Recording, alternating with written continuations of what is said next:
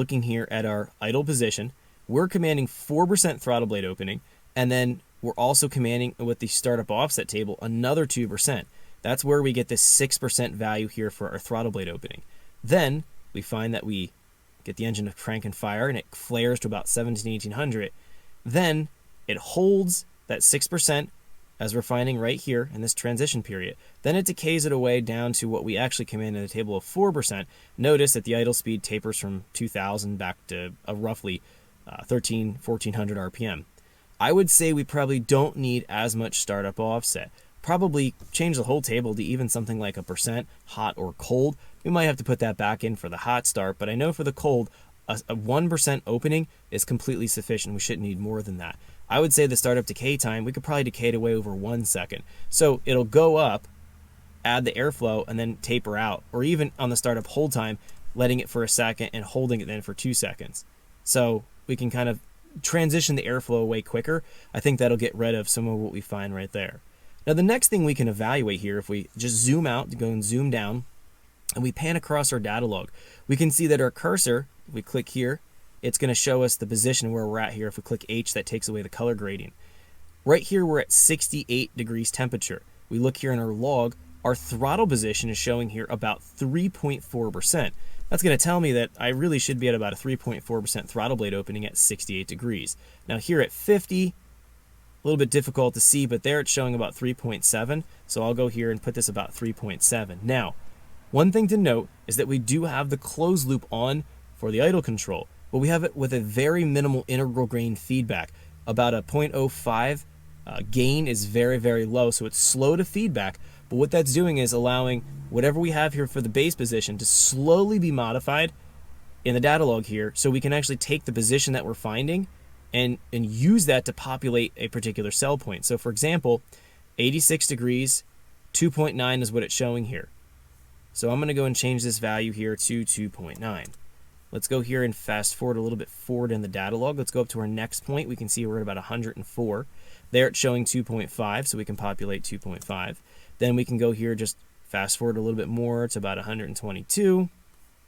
That's showing 2.2, so we actually want to change that and raise that up just a little bit. Let's go here to 140. We can see we're transitioning right there, about 140. There it's about a 2.3, so let's say 2.2. That's probably close enough. And then between 140 to 176, we'll do Shift H. We'll just let that sit at about 1.8 throttle blade opening. So that is how we dial things in for the idle base position.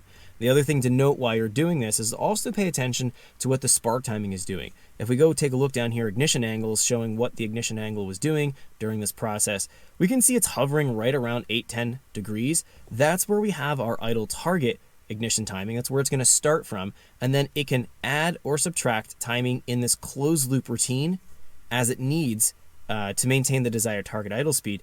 What we're looking for here is to give us indication that the changes that we're making in our idle base position are valid. We want to see that we're close to the idle target right here. So that means that if we have a reasonable throttle blade opening right about where it needs to be, and the ignition timing is right about 10 degrees, that means that what we're programming in here for idle base position is pretty close, and we don't need to go and adjust it any further. So that's showing me the feedback that the closed loop was doing at these various points with the ignition timing hovering around 10 is where I want to have that throttle blade. That's why I was looking through the data log here at these various different points and making my adjustments. So now the next time I start it, it's not going to probably have this high engine flare in RPM and then come down. It might come up and then come right down and settle right into the idle. And that's exactly what we want to see when we're firing off the engine. So hopefully that makes sense.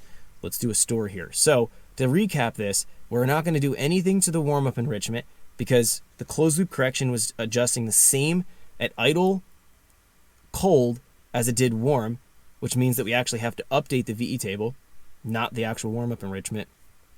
The post-start's a little bit unknown. Again, we need a hot sensor. You need that O2 sensor to be constantly on with that temporary constant battery power to check your post-start. Then you want to put back the key on 12-volt power so you don't run the battery down. Obviously, we want to keep it that way. And then the cranking enrichment, again, as long as it cranks and it fires pretty quick, which it did, we don't need any more cranking enrichment, so we're going to keep our values there.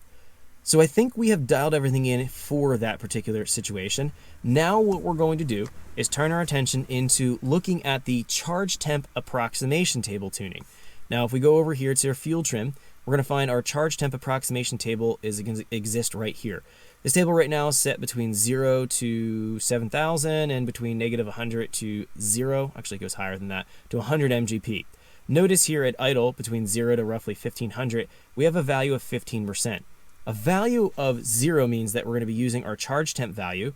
The charge temp is going to be what comes from the difference between our engine coolant temperature and air temperature. So depending on what this percentage is showing in the table, 0 means that it'll run the charge temperature will bias and look at just air temperature.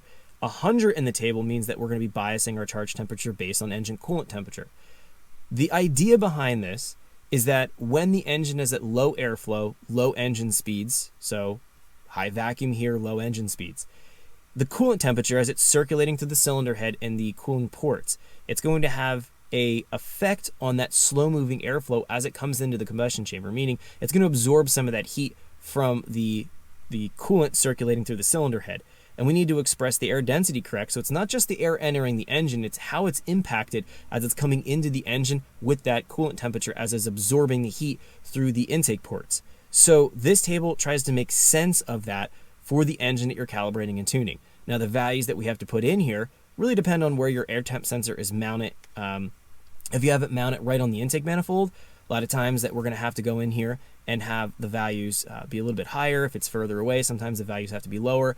Either way, we have to have something to start off with in the table here as a reference point. Dial in the VE table, get that solid, and then come in here and take a look at what we need to do to these values if it's not going to be making the correct changes into that charge temperature, so they can feed that in for the correct air density representation as the air is entering the engine. So I'm going to talk about how to do that right now. One thing I want to note here is usually... Thanks for checking out our teaser clip. If you want to see the rest of this video and more than 500 hours of current EFI training we have to offer, make sure you click right here. If you want to go and check out more teaser clips from this training course, click here, and you don't want to miss any of the videos we're going to be releasing on this channel, so make sure you subscribe and click here. Thanks for watching, and I'll see you guys later.